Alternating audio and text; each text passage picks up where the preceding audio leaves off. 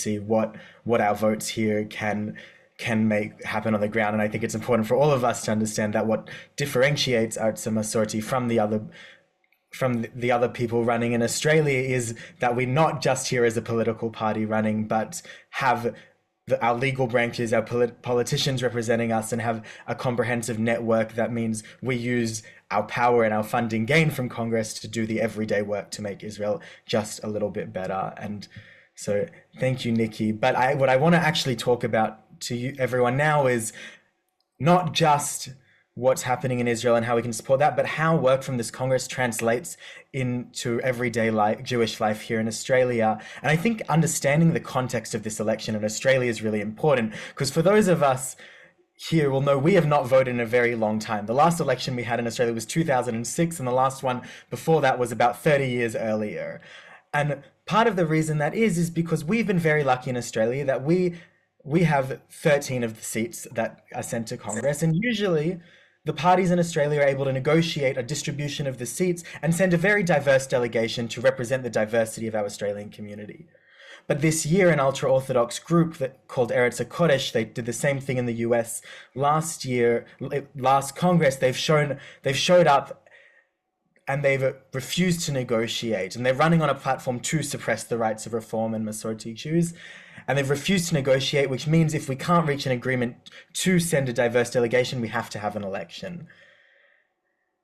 But as horrible as it is that this circumstance has happened, I take it as a gift that we are now given an opportunity to have a vote and hopefully not just keep the representation we already have, but expand the power of our movement, because we are doing such important work. So Arza, who most of us on this call know, represents the Reform movement, the Reform Zionist movement, and we're partnering for this election with Masorti, or sometimes known as conservative Jews, here in Australia, to represent essentially a pluralist approach to Judaism. We come together to say that there's more than one way to be Jewish. So even though we may come from Reform and Masorti perspectives, our approach is that one that wants to enhance and make sure there is a space for everyone.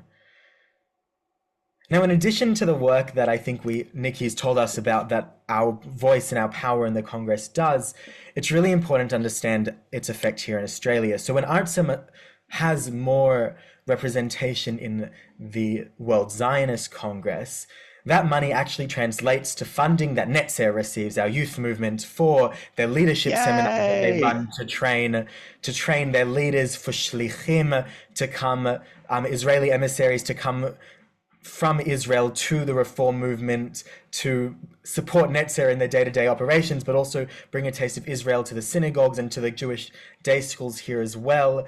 It's funding that for this Congress will translate to things like the UPJ biannual that'll support Aliyah, that will promote campaigns that the Jewish Agency runs against anti-Semitism here in Australia.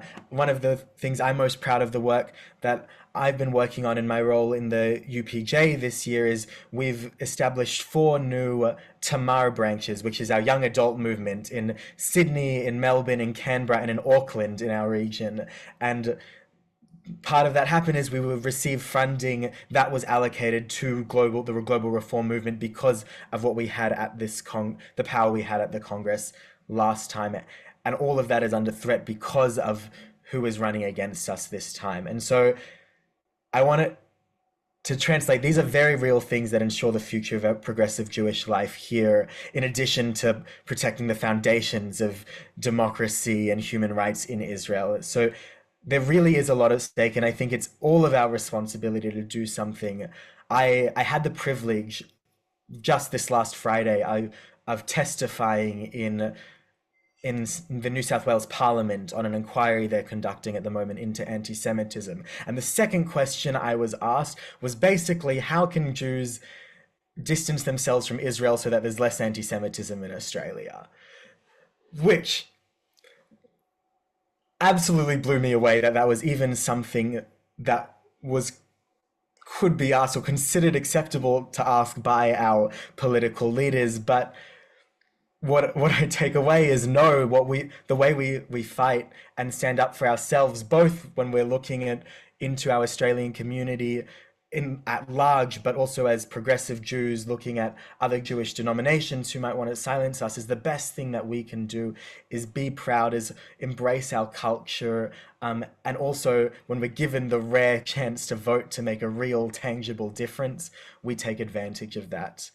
Now, I know a lot of people here have already voted, but I want everyone to understand, and I've done this work a little bit in political party campaignings around elections, but the way campaigns work is not from the Facebook ads we send, from you reading, from people reading the synagogue newsletters, because at the end of the day, it's only a very few of us who are taking the time to scroll down into the bottom of the email. It works because people like me, like you, like every single person in this call, take the time to contact their friends, their family, and say, you are doing this for me.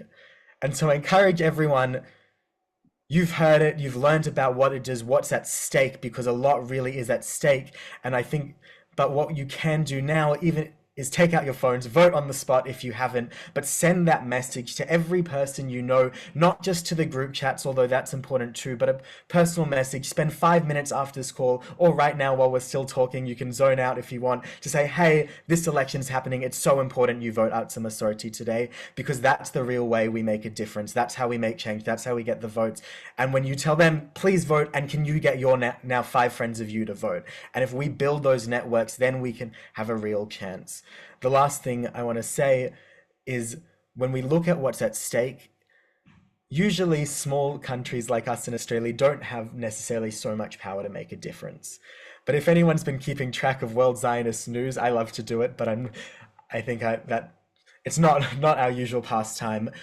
In America at the moment, which has the largest representation from outside of Israel, we don't know the results because there is a large amount of fraud that's been accused. Shas, one of the ultra-Orthodox parties, has already been disqualified. A lot of other votes are under investigation, and the results show that there is a very, very close margin with who is going to win. And that means every single vote in every small country around the world now could be the difference between a far-right, extremist, ultra-religious majority at the Congress or a balanced center-left cause fighting for democracy, for pluralism, for fighting for what we believe in Israel, for our community here in Australia, and Jewish life all around the world. So please get out your phones and vote now if you haven't. Tell your friends and family, and together, hopefully, we can make a big difference.